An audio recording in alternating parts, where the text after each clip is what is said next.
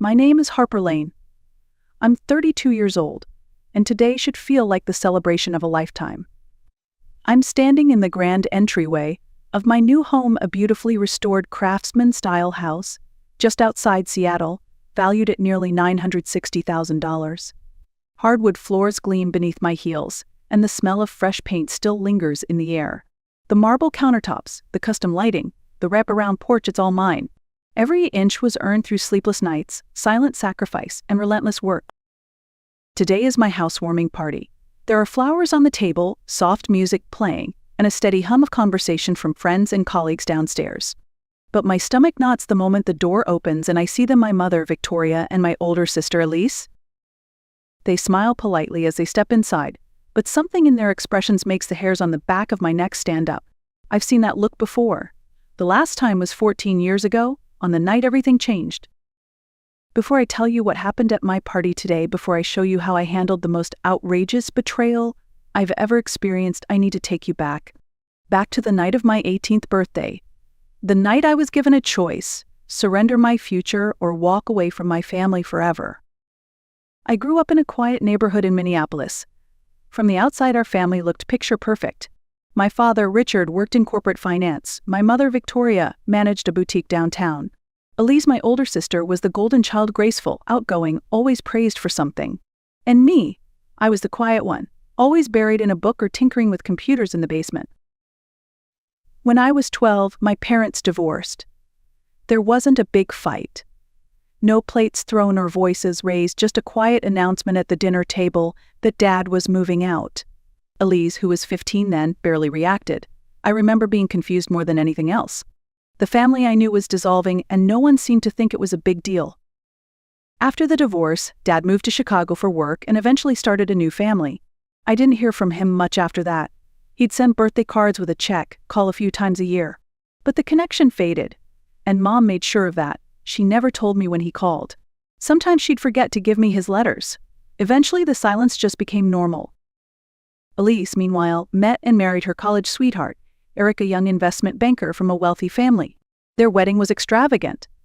Mom spent nearly $50,000 on it, despite our limited means. A daughter only gets married once, she said. I was 19 then, working 2 jobs while attending community college, barely scraping by. Still, I chipped in for the bridesmaid dress, smiling for photos like everything was fine. Within a year, Elise had her first child, Jacob. Then came Emma, and finally Ethan. 3 kids in 6 years. Each time, Mom fell deeper into Elise's world. She doted on the grandkids, cooked for them, helped pay for their schools, and even their nanny at one point. And Elise, she lived like someone on a reality show. Their house was enormous, their vacations lavish, and their car leases never-ending. But behind the scenes, their finances were falling apart. Eric had a high income, but their spending outpaced it. Whenever things got tight, Mom stepped in to help, always at my expense. "You don't have kids," she'd say when I asked for help with textbooks. "You can use the library, can't you?" I never argued. I just worked harder.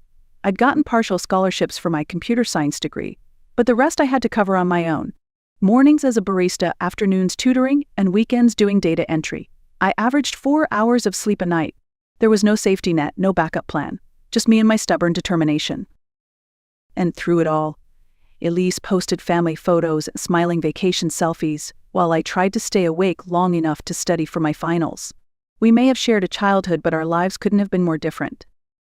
My 18th birthday landed on a Tuesday. I remember because I had carefully rearranged my schedule to take the evening off, a rare luxury in my world. I didn't expect a party or gifts. Elise had just announced her 3rd pregnancy, and all attention had shifted once again to her growing family. Still, I hoped for something. A card, a slice of cake, maybe even a small dinner together. When I walked in that evening after my tutoring job, the lights were on in the kitchen. I found Mom and Elise sitting at the table, surrounded by spreadsheets and paperwork. They barely looked up. "There's leftover lasagna in the fridge if you're hungry," Mom said, eyes fixed on a stack of documents. I heated a plate and joined them. "What are you working on?" I asked, trying to sound casual. "Figuring out some financial options," Mom replied. "Elise and Eric need a bigger house with the 3rd baby on the way." I nodded. I was used to these conversations, But then I saw something that froze me in place: my college acceptance letters, financial aid documents, and scholarship forms spread across the table. "Why do you have my college paperwork?" I asked. Elise sighed dramatically. We might as well tell her. Mom looked up, her face wearing that tight, strained look I'd seen too many times. The one that always came before bad news disguised as duty. "Harper, we need to talk about your college plans," she said. With Elise expecting again, they really need to move into a 4-bedroom home. Eric's bonus wasn't as large as they hoped this year, and they're coming up short. I sat there, silent, feeling a pit open in my stomach. "We need to use your college fund," Mom said bluntly. "You already have scholarships and community college is perfectly respectable. You can always transfer later when things settle down." My mouth went dry. That money was from Dad, for my education. "Don't be selfish, Harper," Elise cut in. "We're talking about a home for my children. Where are they supposed to sleep?" "In a closet." I blinked. I've worked hard. I've kept a 4.0 GPA while working 3 jobs. Scholarships don't cover everything. "Welcome to the real world," Elise snapped. "Eric and I have a mortgage. That's life." Mom added, "Or you could just stay home and attend community college. It's more economical." I felt something crack inside me. Years of being second, of being quiet, of swallowing my own needs. "No," I said quietly but firmly. Mom blinked. "Excuse me?" I said no. That money is mine. It was for college, not for Elise's house. Mom's face hardened. "This isn't a negotiation. You can accept it or pack your bags and figure things out on your own. You're 18 now, after all." I stood slowly. Elise looked smug, like she had already won. But this time, I didn't back down. "I'll pack my bags," I said. And that night, I walked out with nothing but a suitcase, a laptop, and a fragile sliver of freedom. I slept in my car that night. February in Minnesota is brutal, and my only blanket was my barista uniform. I curled up in the back seat of my 2002 Honda Civic and stared at the ceiling, wondering what I had just done. No one called. No one came after me. For the next 2 weeks, I kept my routine exactly the same. Morning shifts at the cafe, afternoons tutoring, weekends behind a desk doing data entry. I showered at the local gym thanks to a discounted student membership and pretended everything was normal. No one knew I was sleeping in a parking lot. On the 15th day, I dozed off in the campus library. That's where Professor Diane Spencer found me, head down on a keyboard. She didn't ask many questions, just looked at me with kind, steady eyes and said, "You're coming home with me." She gave me her guest room, no strings attached. "Until you figure things out," she said. And with that, the tide began to turn. Professor Spencer became more than a teacher. She was my mentor, my advocate, and the first adult who believed in me without conditions. She helped me apply for emergency grants, pushed through extra scholarships, and wrote a recommendation letter that landed me a competitive internship my junior year. I ended up at a small state university, not my dream school, but one with a strong computer science program. While other students joined clubs and partied, I waited tables, fixed printers at the IT help desk, and coded freelance websites until 3 a.m. My social life didn't exist. My GPA never slipped. That's where I met Sophie Tran. Sophie was all chaos and creativity, late to class, full of ideas, never met a deadline she didn't argue with. But she was brilliant. I handled back-end systems and logic. She had a gift for UX and design. By our junior year, we were inseparable. We began building a prototype for an app we called Clarity, a financial tool aimed at people like us, broke, overlooked, but determined. Most budgeting apps assumed you already had savings. We wanted to help people who lived paycheck to paycheck. We pitched the idea to anyone who'd listen. Most investors dismissed us. "College kids don't care about finance," they said. "Come back when you've got real experience." We kept going. Then we won a campus innovation grant. Not much, just $5,000, but enough to hire a marketing student and push the app live. Our big break came 6 months later when a popular financial influencer featured Clarity on her channel. Overnight, our downloads tripled, then tripled again. By the time we graduated, Clarity had 100,000 active users. We turned down full-time job offers and moved into a crumbling 1-bedroom apartment with roaches and questionable plumbing. Every dime went into development. After 2 years, we hit 1 million users. And 5 years after launch, Clarity was acquired by one of the largest fintech companies in the country. The deal made Sophie and me multimillionaires before the age of 30. When the wire transfer cleared, I didn't scream. I didn't celebrate. I just sat on the floor of our tiny apartment and cried, not because I was rich, because for the first time I was safe. With financial security finally mine, I decided it was time to create a home, a real one. Not just a place to sleep, but something stable, something beautiful. After months of searching, I found it, a craftsman-style house tucked in a quiet, tree-lined neighborhood just outside Seattle. 4 bedrooms, a wraparound porch, sunlight in every room. The price tag $960,000 didn't scare me. I paid in cash. As I walked through the finished renovations, polished wood under my feet, and the scent of new paint still in the air, I thought back to what my college fund was taken for, a down payment on a house for a lease. And now I owned a house worth 3 times that, paid for entirely by my own grit. When I decided to host a housewarming party, I debated whether to invite my family. Stephanie, my best friend and Clarity co-founder, warned me. "You sure that's a good idea?" she asked. "Some ghosts don't deserve a seat at the table." But I felt ready. I wanted to see them, to look them in the eye, not with bitterness, but strength. So I sent out invitations to friends, colleagues, my professors, my financial advisor, and yes, to my father, Victoria, and Elise. My father responded immediately with a kind RSVP and offered to bring a bottle of wine. Elise replied tersely, "Looking forward to seeing how you're doing." Mom called, surprised but accepted. The day of the party, the sun was out and the house glowed with life. Guests mingled, champagne flowed, and every room was filled with laughter and warmth. Professor Spencer arrived with her husband, squeezing my hand and whispering, "I'm proud of you." Around 4:30, the doorbell rang again. I opened it to find my mother and Elise standing on the porch, along with Eric and their 3 children.